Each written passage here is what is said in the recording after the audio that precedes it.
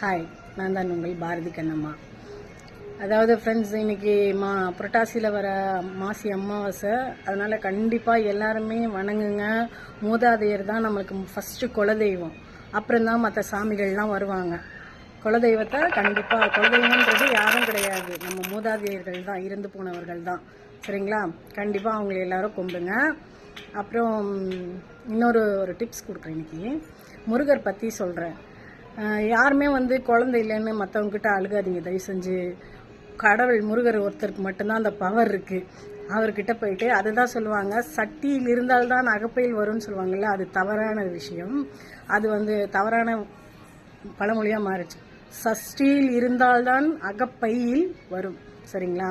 சஷ்டியில் விரதம் இருந்தால் கண்டிப்பாக அகப்பையில் குழந்தை வரும்.